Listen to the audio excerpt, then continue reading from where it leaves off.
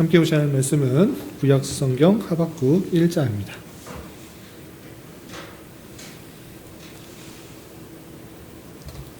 구약성경 하박국 1장 1절부터 4절까지 말씀 읽고 계속해서 신론 부분을 살펴보도록 하겠습니다.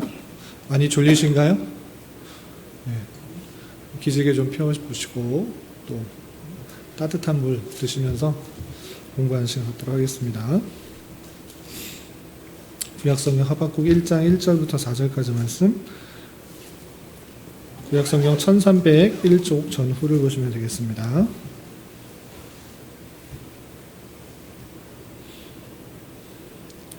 네, 찾으셨으면 함께 공독하겠습니다. 시작. 선지자 하박국이 묵시로 받은 경고라.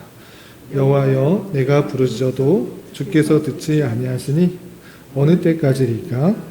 내가 강포로 말미암아 외쳐도 주께서 구원하지 아니하시나이다. 어찌하여 내게 죄악을 보게 하시며 패역을 눈으로 보게 하시나이까? 겁탈과 강포가 내 앞에 있고 변론과 분쟁이 일어났나이다. 이러므로 율법이 해이하고 정의가 전혀 시행되지 못하오니 이는 악인이 의인을 에워쌌으므로 정의가 굳게 행하여 짐이니이다. 아멘. 이 말씀을 근거로 해서 악인에 대한 하나님의 작정이 어떠한 것인지 좀 살펴보는 시간을 갖도록 하겠습니다. 예, 많이 피곤할 텐데 자, 눈을 좀 크게 뜨시고 예. 우리가 지금 어떤 부분을 배우고 있는가 잘 생각해 봤으면 좋겠습니다. 예, 지금 우리는 성경을 통해서 하나님을 배우는 그런 시간을 갖고 있는데, 하나님에 대해서 우리가 이해하기 위해서는 어떻게 이해하면 좋다라고 말을 했죠? 하나님 너무나 큰 이시기 때문에 하나님의 존재와 무엇? 사역. 존재와 사역. 예, 그 부분을 나눠서 이해하면 좋겠다라고 이렇게 말씀드렸고, 하나님의 존재에 대해서도 너무나 크기 때문에 세 부분으로 좀 분류해서 이해하면 좋겠다라고 했는데, 첫 번째는 무엇일까요? 하나님의 이름, 두 번째는 하나님의 속성, 세 번째는 하나님 삼위일체, 하나님께서 어떻게 계시는가, 그것을 좀 정리하면 하나님의 존재에 대해서 어느 정도 좀 이해할 수 있다라고 했습니다. 제가 이렇게 계속적으로 반복하는 이유는 뭐냐면, 지금 하는 공부 자체가 신학적인 것들을 조직화하고 체계화하는 그런 부분이기 때문에 이런 것을 시스템적으로 조직을 잘하는 그런 부분을 익히기 위해서 계속해서 반복하고 있는 것입니다. 그리고 하나님의 사역도 너무나 사역이 방대하기 때문에 그것을 창조 이전과 창조 이후, 창조를 기점으로 나눌 수 있다라고 하는데, 그럼 창조 이전에서는 어떠한가? 하나님께서 이 세상 모든 만물들을 계획하셨다. 그것을 작정이다라고 표현한 것입니다. 작정이라는 그 부분에서도 모든 것을 작정하셨기 때문에 특별히 도덕적이고 인격적인 피조물에 대해서 하나님께서 구원하기로 계획하신 것과 그렇지 않은 계획이 있었다. 그래서 구원하기로 하신 것을 선택, 그렇지 않은 것을 유기, 이렇게 표현할 수 있다라고 말씀드렸습니다. 네, 다 기억나시죠? 네, 좀 질문하고 답을 할까요? 좀 졸릴 수 있을 것 같아서. 네, 그러면 그리고 하나님께서 그 예정하신 것, 사람에 대해서 인격적인 것과 또 도덕적인 피조물에 대해서 구원하기로 예정하신 그것에 대해서 지난 시간에 배웠던 것은 예정론이 주는 유익, 위로, 이것을 배웠는데, 예정론에 대한 다양한 반론들에 대해서 제거하면서 예정론이 주는 풍성한 유익들에 대해서 나눠봤던 것입니다. 그럼 우리 얼마나 기억하고 있는지 또 한번 물어보도록 하겠습니다. 우리 시온이가 한번 대답해 볼까요? 예정론과 운명론이 어떻게 다른 것 같아요? 예정론 배운 거 기억나세요? 하나님께서 구원하시기로 예정하셨다, 이런 표현을 했잖아요. 그러면 운명론하고 어떤 차이가 있을까요? 시오가 한번 대답할까요? 예정론과 운명론에 어떤 차이가 있을까요?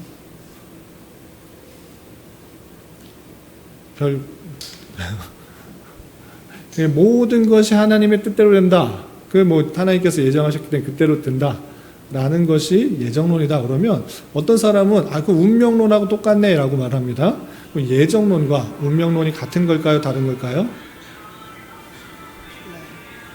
모든 게 그냥 하나님의 정해진 대로 했다. 운명대로 했다. 했을 때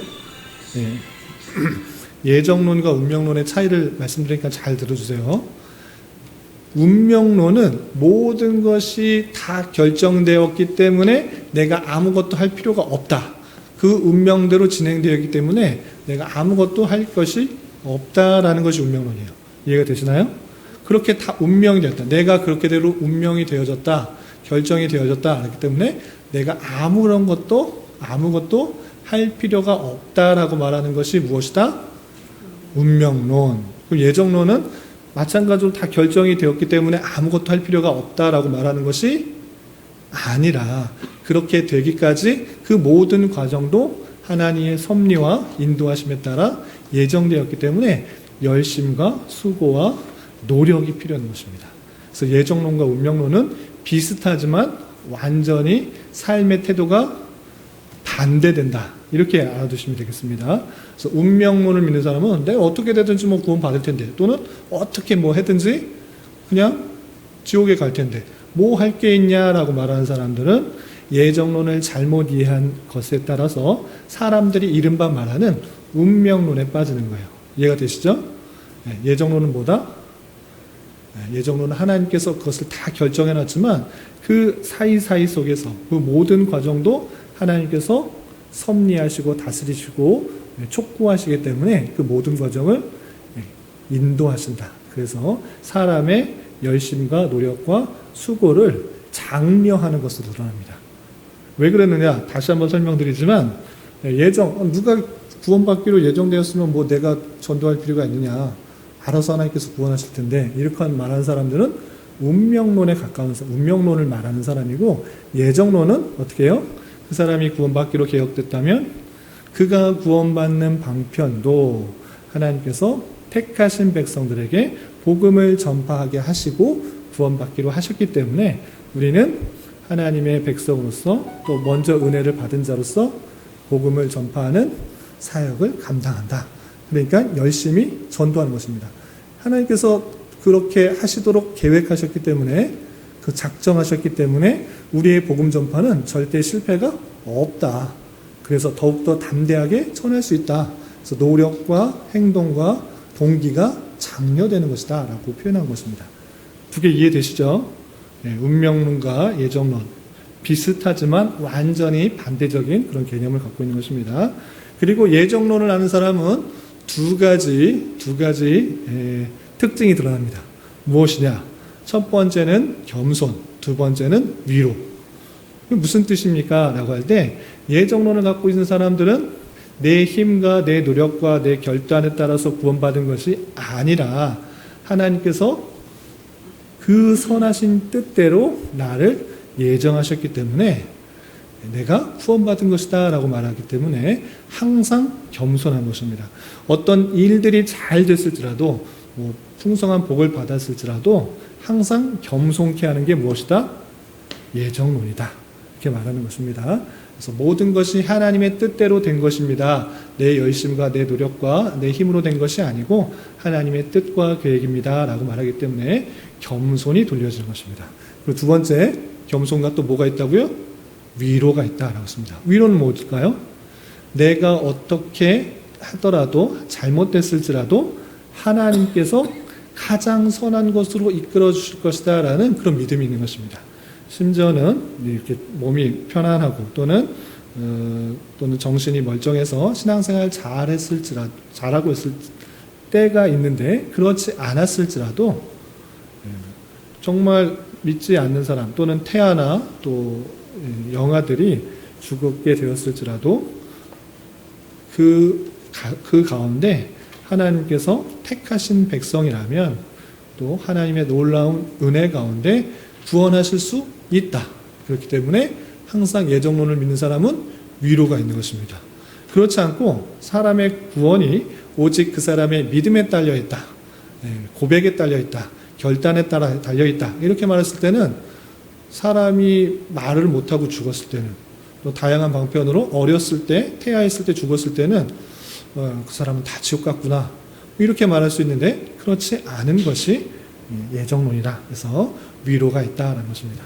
그래서 성경에 나와 있는 그 예정에 따라서 우리가 신앙을 갖고 있을 때 항상 겸손케 되는 것이고, 또 어떤 일들이 잘 되지 않고 잘못된 길을 갔을지라도 위로가 있다. 왜? 하나님은 실수하지 않으시기 때문에 그 잘못된 것까지도 하나님께서는 악을 바꾸어서 선을 이루시는 하나님이라는 것을 믿기 때문에 항상 실패가 없고 항상 하나님께서 좋은 것으로 채워준다는 그 믿음 가운데 위로가 있다. 이렇게 정리하시면 되겠습니다.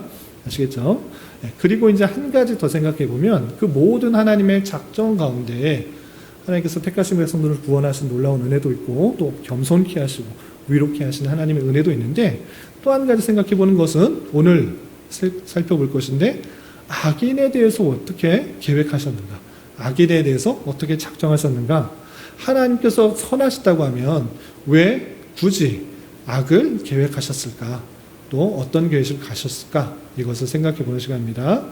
우리 좀 피곤하면 뒤쪽에서 좀 쉬었으면 좋겠네요.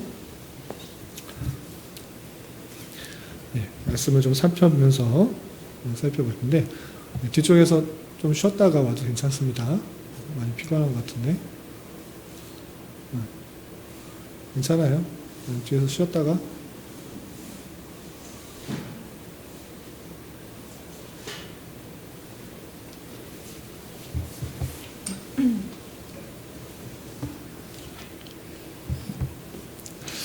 그 말씀을 하박국서를 통하여서 좀 찾아보고 생각해보는 시간을 가지러 갑니다. 오늘 말씀 읽었던 하박국 1장 1절부터 4절에서 이 하박국 선지자가 누구인가 여러분 갖고 계시는 교환을 좀 참조해 주시기 바랍니다.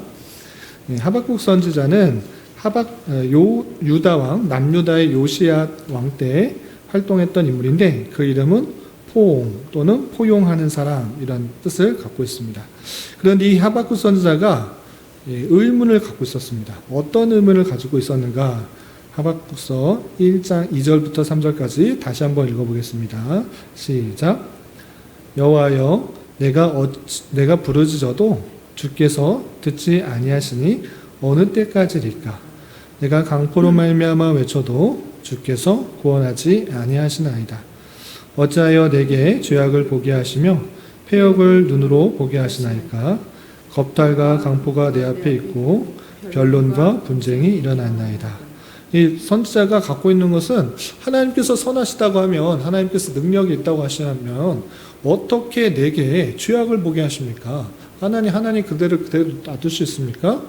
죄악이 이렇게 관영하고 또 폐역이 관영한 모습들, 이렇게 많은 모습들, 강포가 내 앞에 있고 분쟁이 일어난 그런 모습들, 어떻게 이런 일이 일어나고 있습니까? 라고 표현하고 있는 것입니다.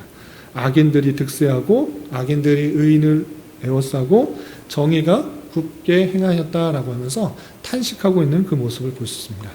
이렇게 탄식 속에서 더 악한 것들이 어떻게 번영할 수 있는지 선지자는 물었을 뿐만 아니라, 또 하박국 1장 13절부터 14절에는 이런 표현도 있습니다.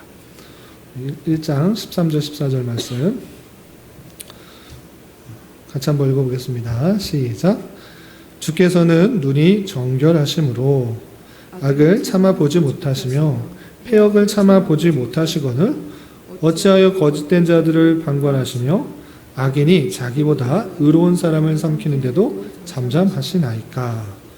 주께서 어찌 사람을 바다의 고기 같게 하시며 다스린 자 없는 벌레 같게 하시나이까?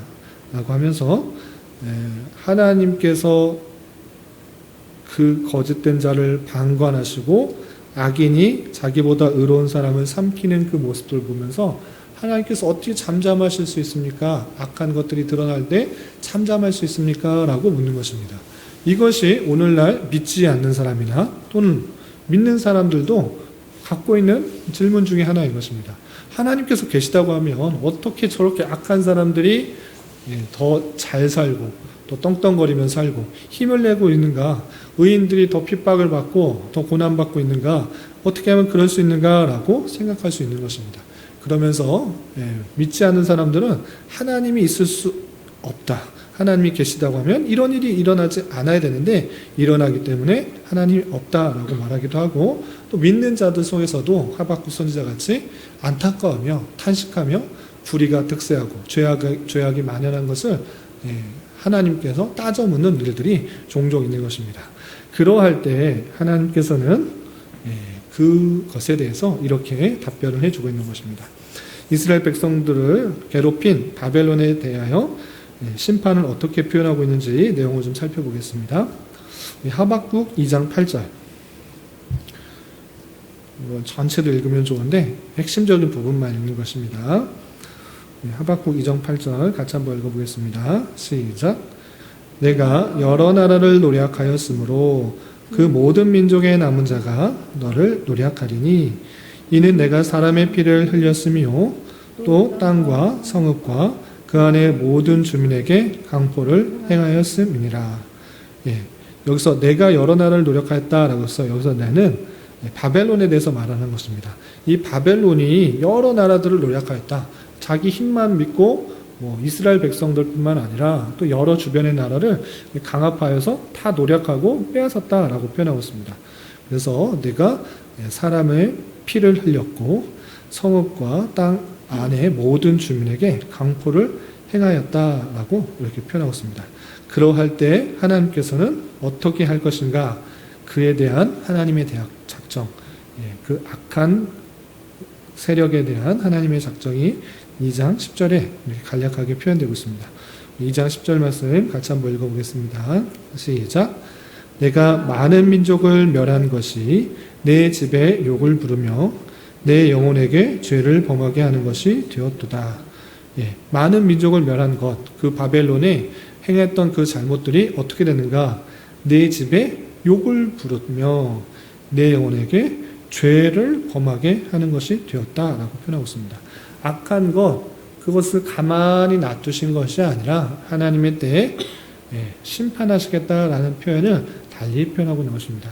하나님께서 그것을 다 보시고 하나님의 때에 하나님의 방법으로 심판하시겠다라고 그 하박국 선지자에게 알려준 것입니다.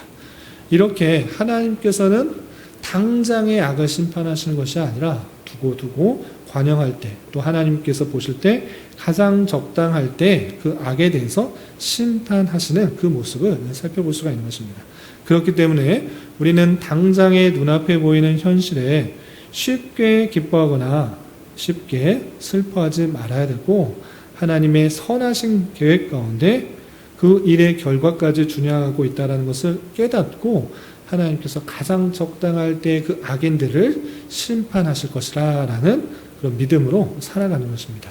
그래서 당장에 악한 일들이 있다고 해서 하나님 왜 심판하지 않은가라고 말할 때 잘 생각해 보면 그 질문이 나에게도 해당될 수 있다는 사실을 잊지 말아야 돼요. 왜 그렇습니까? 우리들이 항상 정직하고 또 거룩하고 선한 일만 행합니까? 그렇지 않을 때도 많은 것입니다. 악한 일 할 때도 많고 죄를 질 때도 많고 하나님을 부인할 때도 많고 하나님을 외면하면서 죄 가운데 빠질 때도 많이 있는 것입니다. 그러할 때 하나님께서 정의의 하나님이시기 때문에 그 정의의 하나님께서 우리의 죄악들을 보시고 심판하신다. 바로바로 즉각 심판하신다. 나만 할 사람이 있습니까? 없습니까? 없는 것입니다. 그리고 그렇게 악하게 지내는 사람들 중에 하나님의 택하신 백성들이 있어 그들이 죄가 관영하여서 정말 자신의 죄에 대해서 탄식하고 또 그 죄의 심판에 대해서 탄식하며 돌아올 때를 기다려서 하나님께서 구원하시는 일을 베푸는 것이 있는 손길을 보게 될 것입니다. 대표적인 사람이 누굽니까? 신약 성경에 사울이 정말 예수 믿는 사람들을 붙잡아서 죽이려고 하는 그런 사람이었는데 예수님을 만나고 나서 완전히 변해서 예수님을 가장 잘 전하는 사람이 되었던 것입니다. 그런데 예수님 믿는 사람들 자꾸 죽인다고 하나님께서 진노해서 그 자리에서 심판하셔서 죽게 하셨다? 그렇다고 하면 그 수많은 이방인 사람들에게 복음을 전파할 사람들이 없을 수도 있었다. 그러나 하나님께서는 그때 가장 그 적당한 때에 만나주시고 변화케 하시고 그 은혜를 부어주셔서 완전히 새 사람이 되게 해서 또 자신이 정말 죄인 중에 계세고 정말 나쁜 벌레만도 못한 사람이라는 걸 느끼면서 내가 받은 은혜가 너무 커서 이것들을 전하지 않으면 안 되겠다라는 그 마음들이 가득 있었어요. 그래서 누구보다 나는 예수님을 잘 전해야겠다라고 생각하면서 죽음도 두려워하지 않고 핍박도 두려워하지 않고 죽음이 다하는 날, 목숨이 다하기까지 나는 예수 그리스도를 전하겠다라고 가장 앞장서게 하시는 하나님의 놀라운 섭리를 살펴볼 수가 있는 것입니다. 그렇기 때문에 당장의 눈에 보이는 악한 것들이 드러났다고 해서 하나님이 안 계시지 않는가?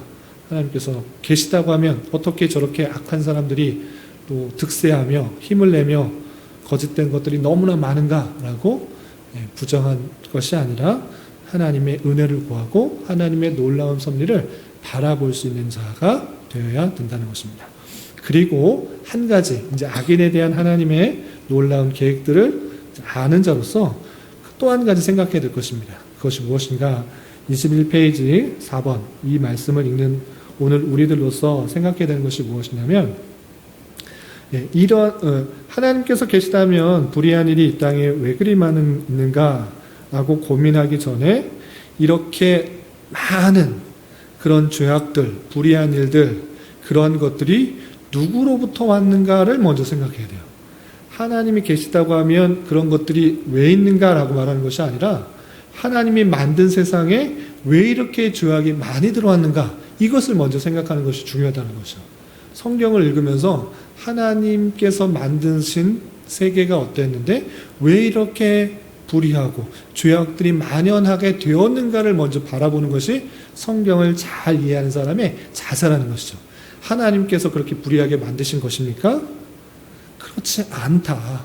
하나님께서 만드신 모든 것들은 보시기에 좋았다. 하나님의 뜻대로 되었다라고 표현했으나 그 가운데 죄가 들어오게 되고 이 세상이 파괴되게 된 이유는 아담의 타락, 아담의 죄악, 그들의 아담의 자유의지를 가지고 하나님의 말씀을 어겼기 때문에 하나님과의 관계가 끊어졌기 때문에 하나님과의 관계가 끊어진 자의 모습이 어떻게 드러나는지를 적나라하게 보여주는 것이 우리의 사회인 것입니다.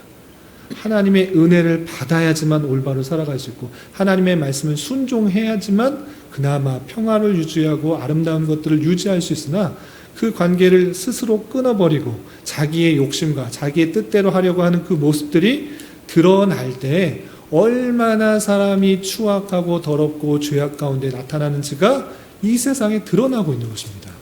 하나님이 안 계셔서 그런 것이 아니라 인간의 타락이 얼마나 더러운 것인지를 보여주는 현실이 이 땅에 현실이다라는 사실을 잊지 말아야 될 것입니다.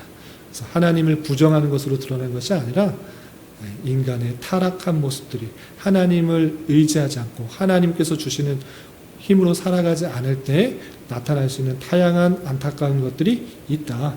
이렇게 살펴보며 살아가야 되는 것입니다. 그래서 우리는 우리의 연약함 때문에, 인간의 연약함 때문에 죄악이 들어오게 되었다는 사실을 인식해야 될 것이고, 비록 불의한 삶의 현장 가운데 있을지라도 우리는 늘 궁극적인 결과를 바라보며 의연하게 살아야 되는 것입니다.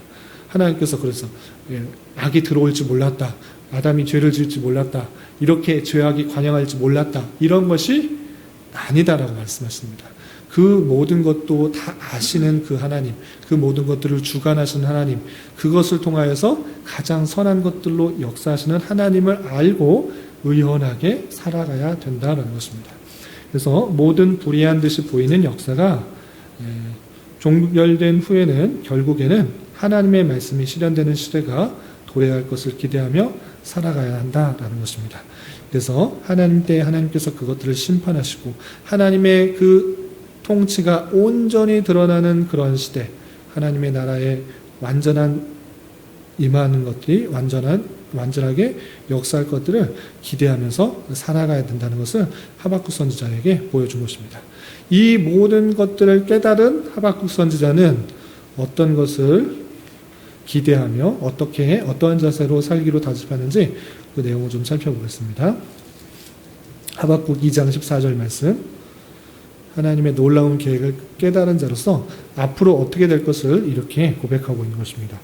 우리 하박국 2장 14절 말씀 같이 한번 읽어보겠습니다. 시작. 이는 물이 바다를 덮음같이 여호와의 영광을 인정하는 것이 세상에 가득함이니라. 지금은 불의한 것들이 너무 많고 악한 것들이 많고 죄악들이 관영한 것 같고 악한 세력들이 더 득세해서 의인들을 핍박하는 것 같으나 하나님께서 심판하신다라는 것들을 알고 그때가 되면 이제 물이 바다를 덮음같이 모든 것들이 가득하여서 정말 세상에 하나님의 영광과 하나님의 놀라우심을 찬양하는 일들이 있을 것을 고백하는 것입니다. 그런 일들이 가득할 것이다 라고 미래를 내다보는 것입니다. 그리고 그렇게 하나님의 뜻을 아는 자로서 이 하박국 선지자는 무엇을 기뻐하겠는가? 잘 아시는 표현인데 하박국 3장 17절 18절 같이 한번 읽어보겠습니다. 시작. 비록 무화과 나무가 무성하지 못하며 포도나무에 열매가 없으며 감람나무에 소출이 없으며 밭에 먹을 것이 없으며 우리의 양이 없으며 외양간에 소가 없을지라도 나는 여호와로 말미암아 즐거워하며 나의 구원의 하나님으로 말미암아 기뻐하리로다. 하박국 선지자의 이런 고백이 저와 여러분의 고백이 되어야 되는 것입니다. 우리는 당장에 무화과 나무가 많이 열려야지만 기뻐하고 포도나무에 열매가 많이 열려야지만 기뻐하고 내가 수고하고 노력하는 것들이 가득 차야지만 기뻐하는 그런 속성들이 있습니다. 그러나 내 기뻐하는 것과 내가 만족하고 기뻐하는 것들이 하나님과 다를 때 실망할 수 있지만 그렇지 않는 것이 마땅한 자세다라고 표현하고 있는 것입니다. 비록 그 모든 것들이 내 노력과 열심과 수고가 그거에 따른 결과가 많지 않을지라도 나는 무엇으로 인하여 즐거워한다? 여호와로 말미암아 구원의 하나님으로 말미암아 기뻐할 것이다 라고 표현하고 있는 것입니다. 항상 우리가 삶을 사다 보면 내 노력과 기대와 수고와 열심에 따른 결과가 나타나지 않을 수 있다는 것을 경험해 볼 수 있는 것입니다. 아무리 열심히 노력하고 했는데 무화과 나무가 포도나무가 감람나무가 아무것도 안 열려. 그러면 낙담되고 좌절될 수 있으나 그것이 아니구나. 그것보다 더 중요한 것은 무엇인가? 하나님의 선하신 뜻 가운데 가장 선한 것으로 내게 채우시고 입히시고 이 세상을 통치하신다라는 것들을 기억하며 하나님께서 그 계획 가운데 나를 붙드시고 하나님을 알게 하시고 하나님의 선하신 계획대로 인도하신다는 것을 깨달은 자로서 다른 것이 필요 없어도 여호와 한 분만으로 즐거워할 수 있구나. 구원의 하나님으로 기뻐할 수 있구나를 깨닫게 되는 것입니다. 그런 고백이 우리가 되어야 되는 것입니다. 당장에 우리 시온이 쇼가 열심히 공부했는데 공부 성적이 안 나왔다.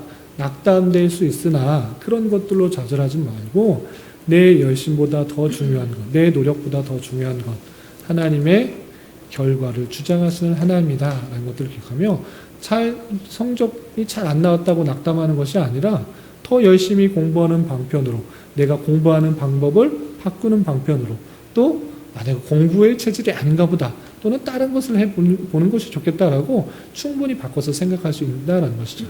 이런 자세들, 정말 그 자세에서 중요한 것은 하박국 선지자의 고백과 같이 여호와로 말미암아 즐거워하고 구원의 하나님 마음으로 기뻐할 수 있는 자가 되어야 되는 것입니다. 그 자세가 하박국 선지자에게 드러났고 우리에게도 동일하게 드러나기를 부탁을 드리는 것입니다. 그리고 다른 본문에 의해서 하나님께서 악한 것들을 왜 만드셨는가?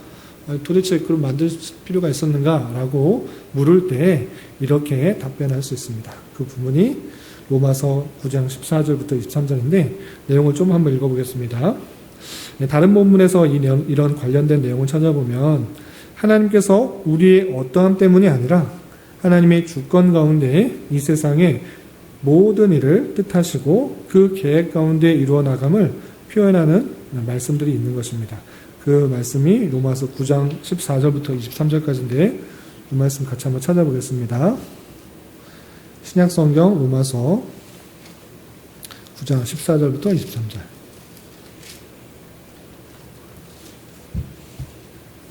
네, 로마서에는 아주 중요한 말씀들이 많이 담겨 있는데 특별히 이신층이 믿음으로 말미암아 구원을 받는다는 그런 내용 가운데 그 믿음이 어디서부터 나는가? 하나님의 주권 가운데, 하나님의 택하신 가운데, 하나님께서 끊이지 않는 그 사랑 가운데 있다는 것들을 밝혀주면서 그렇다면 하나님께서 불의하지 않습니까? 어떤 사람은 택하시고 어떤 사람은 택하지 않으시고 나지도 않으신 일들을 다 그렇게 결정하시면 불의하지 않습니까? 라고 묻는 것에 이렇게 답을 한다라고 표현하고 있는 것입니다. 14절부터 23절까지 찾으셨나요? 같이 한번 읽어보겠습니다. 시작. 그런즉 우리가 무슨 말을 하리요? 하나님께 불의가 있느냐? 그럴 수 없느니라. 모세에게 이르시되 내가 긍휼히 여길 자를 긍휼히 여기고 불쌍히 여길 자를 불쌍히 여기리라 하셨으니 그런즉 원하는 자로 말미암음도 아니요 다른 방치하는 자로 말미암음도 아니요 오직 긍휼히 여기시는 하나님으로 말미암음이라. 성경이 바로에게 이르시되 내가 이 일을 위하여 너를 세웠으니 곧 너로 말미암아 내 능력을 보이고 내 이름이 온 땅에 전파되게 하려 함이라 하셨으니 그런즉 하나님께서 하고자 하시는 자를 긍휼히 여기시고 하고자 하신 자를 완악하게 하시느니라. 혹 내가 내게 말하기를 그러면 하나님이 어찌하여 허물하시느냐? 누가 그 뜻을 대적하느냐 하리니 이 사람아 내가 누구에게 감히 하나님께 반문하느냐? 지음을 받은 물건이 지은 자에게 어찌 나를 이같이 만들었느냐 말하겠느냐? 토기장이가 진흙 한 덩이로 하나는 귀히 쓸 그릇을 하나는 천이 쓸 그릇을 만들 권한이 없느냐?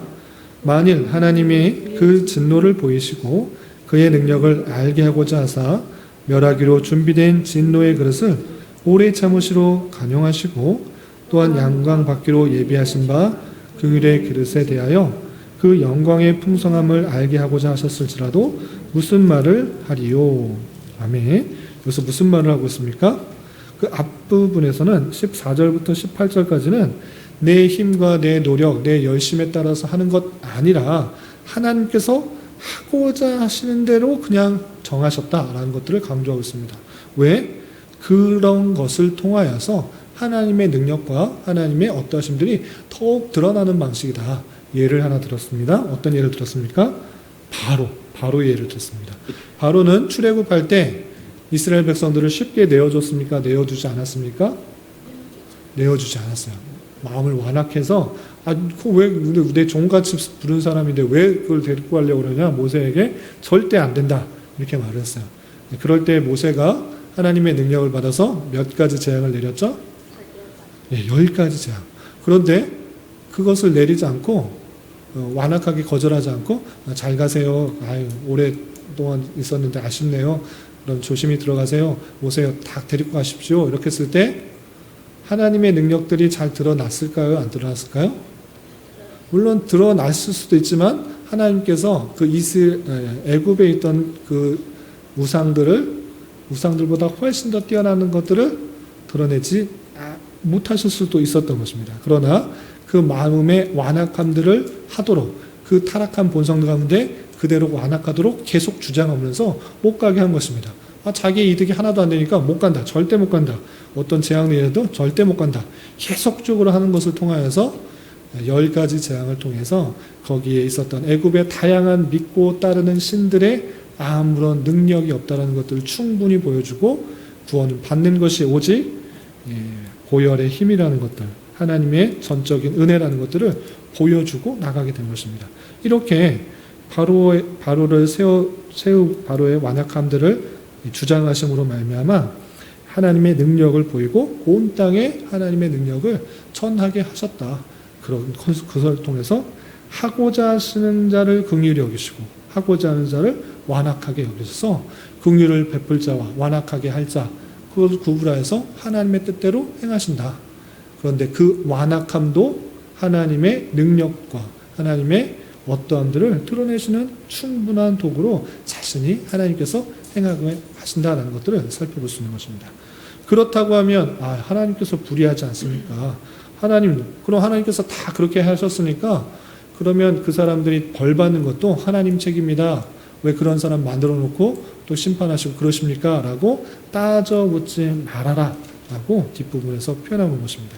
토기장이가 한 덩이를 가지고 귀 있을 것을, 하나는 천이 있을 것을 만들 권한이 있는 것처럼 그냥 하고자 하는 대로 만드는 것이다. 라는 것입니다.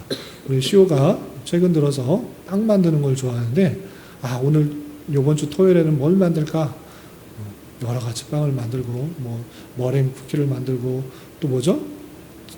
식빵도 만들고, 여러 가지 빵들 만드는데, 자기가 하고 싶은 걸 그냥 만드는 거예요. 그런데 갑자기 빵이 나타나서, 난 머랭이 되고 싶었는데, 왜 식빵을 만들었습니까? 시호한테 따질 수 있어요? 자기가 하고 싶은 거 만들고, 자기가 먹고 싶은 거 만든 거잖아요. 그런 것 같이, 우리 피조물은 그렇게 창조자에게 따져 물을 수 없다. 하나님께서 하고자 하시는 대로 했을 뿐이고 만들어진 자체, 그 자체로서 그냥 감사가 있어야 된다라고 하나님께서는 선포하고 있는 것입니다. 시호가 만들지 않으면 그 식빵조차 머랭은 둘째치고 너무 밀가루도 아닐 수도 있었는데 내가 식빵이라도 만들어줘서 먹을 수 있게 했지 않았냐, 이렇게 표현할 수가 있는 거죠. 마찬가지로 악한 것을 지음 받았을지라도 하나님 앞에 힐문하고 따질 수 없다라는 것들로 하나님의 주권과 하나님의 놀라운 섭리를 바라볼 수 있도록 하신 것입니다. 이해가 좀 되시나요? 악한 것에 대한 하나님의 작정, 하나님께서 그 택하신 백성들을 더욱 훈련하시고 연단하시고 또한 그의 하나님의 아름다운 능력과 사랑들을 더욱더 드러나게 하시려고 악한 것에 쓰임을 받을 수 있도록 하나님께서 만드셨다. 그리고 그 악함 때문에 하나님의 그 공의에 따라서 최후에는 심판을 받게 된다. 이렇게 정리하시면 되겠습니다. 그럼 마지막 21페이지에 나가며 정리하는 글을 읽고 마치도록 하겠습니다. 잘 짜여있는 영화의 극본들을 보면 착한 주인공만 있는 것이 아니라 악한 조연들의 역할이 나름의 역할을 하고 있는 것을 볼 수 있습니다. 오히려 우리에게 진정으로 감동을 주며 우수한 작품, 좋은 작품이라고 손꼽히는 그런 걸작들을 보면 악역의 역할들이나 극한 상황 가운데 최후의 반전들이 있는 것이 오히려 좋은 작품이다라고 말하게 되는 것을 보게 됩니다. 아담 이래의 모든 인간들은 하나님의 뜻은 잘 모르지만 그들 스스로의 여러 가지 일들을 벌여나갑니다. 그렇지만 그 모든 것들이 허용적 작종 가운데 진행되고 하나님의 최후 심판대 가운데 모든 것들이 판단되어 하나님의 놀랍고 아름다운 뜻들이 드러나게 될 것입니다. 우리는 하나님께서 택하신 백성들을 연단시키고 오직 주님만을 의지하게 하시며 그분의 놀라우신 사랑을 깨닫게 하기 위하여 이러한 방편들, 악인에 대해서, 악한 것들에 대해서 사용하신다는 사실을 잊지 말고 여러 가지 악에 대해서 잘 견디고 또 우리를 성화하고 성숙시키는 방편으로 살아가고 하나님을 더욱더 의지하는 방편으로 살아가야 되겠습니다. 혹시 질문 있으시면 질문하시고 없으시면 마무리하도록 하겠습니다. 혹시 궁금하신 거 있으신가요? 원사님 뭐 특별한 거 있으세요? 다 아시는 거예요. 예, 다 한 번씩은 들어봤을 것들인데 몇 번 말씀드리지만 여기 나와 있는 것은 가장 기초적인 것이고 베이스가 되어야 되는 것입니다. 요거 밑단계로 나가기 전에 가장 기본적인 것을 체계적으로 자리 잡아서 어떤 것들이 이제 잘 조직화되고 그 위에 또 풍성한 것들을 쌓아 올릴 수 있도록 그렇게 했으면 좋겠습니다. 그래서 요 과정이 끝나면 우리 그 목회 계획에도 우리 지난주 공동회의 때 자료를 보시면 목회 계획도 좀 표현되어 있는데 기독교 강요 초판을 좀 배우려고 합니다.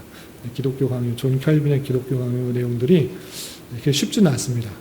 처음 접하는 분들에게는 쉽지 않았기 때문에 가장 기본적인 것들을 베이스로 해서 그가 말하고 있는 것들이 무엇인지 그 풍성한 내용들을 고민해야 될 내용들을 좀 다뤄야 될 테니까 이것들을 좀 기본적으로 잘 정리했으면 좋겠고 특별히 우리 어린 친구들이 있으니까 어린 친구들 어린 친구들한테는 이것이 좀 어려울 수 있으니까 어린 친구들에게 맞는 그런 부분이니까 잘 정리할 수 있기 바랍니다. 네, 그러면 기도하고 마치도록 하겠습니다. 하나님 아버지 감사합니다. 오늘 악인에 대한 하나님의 작정에 대한 제목으로 하박국서의 말씀을 살펴보았습니다. 하나님께서 계시다고 하면 이 땅에 불의한 것들이 많아 보이고 악인들이 득세한 것들이 좀 알 수 없는 일처럼 보이지만 하나님께서 그 모든 것들을 작정하시고 주관하시고 역사하셔서 택하신 백성들을 더욱더 성화시키고 또 성숙시키고 또 징계하는 도구로 사용하시며 또 하나님만을 의지하게 하신다는 놀라운 사실들을 살펴볼 수 있었습니다. 이것을 깨달은 자로서 우리가 당장의 눈에 보이는 현실 때문에 낭망하고 좌절하고 의기소침해하는 것이 아니라 하나님의 때 하나님 방법으로 또 가장 선한 것으로 우리에게 채워줄 것을 믿고 또 믿음으로 잘 견디며 나가며 오직 하나님 한 분만으로 또 나를 택하여 주시고 구원해 주시고 믿음을 허락하여 주신 주님께 감사한 마음으로 늘 기뻐하며 감사하며 찬송할 수 있는 삶을 살아갈 수 있도록 인도하여 주시옵소서. 주님, 12월은 성탄의 달로 보내고 있습니다. 한 해를 마무리하며 많이 여러 가지 일들이 각자에게 있었을 터인데 가장 선한 것들로 인도해 줄 줄 믿고 또 성탄의 의미를 잘 생각해 보며 나를 사랑하시고 내 죄를 위해서 겸손의 모습으로 이 땅에 오셔서 죽기까지 사랑하시는 그 놀라우신 은혜를 잘 기억하며 또 기쁨과 감사가 풍성한 한 달 될 수 있도록 주님 인도하여 주시옵소서. 주님, 돌아오는 주일은 교회 설립 1주년이 되는 날입니다. 하나님, 한 해 동안 또 신실하게 이끌어주신 주님께 감사하는 마음으로 진실된 예배를 주님께 올려드리게 하여 주시고 또 마지막 주에 있게 되는 성탄과 송년을 기념하며 작은 음악회를 하려고 하고 있는데 형식에 따라서 아무 의미 없이 하기보다는 정말 감사한 마음을 담아서 주님께 찬송하며 한 해를 잘 마무리할 수 있는 시간이 될 수 있도록 주님 주장하여 주시옵소서. 주님, 교회 내 여러 가지 경제적 문제로 또 직장의 문제로 또 육체적인 문제로 가족의 문제로 기도하며 간구하는 여러 손길들이 있사오니 주님 지켜주시고 보호하여 주셔서 주님 간구하는 그 손길에 주님께서 신실하게 응답하여 주시고 우리의 기대와 소망보다 훨씬 더 풍성한 것으로 역사하신 주님을 잘 경험할 수 있는 기회 되도록 인도하여 주시옵소서. 예수님의 이름으로 감사히 기도드리옵나이다. 아멘.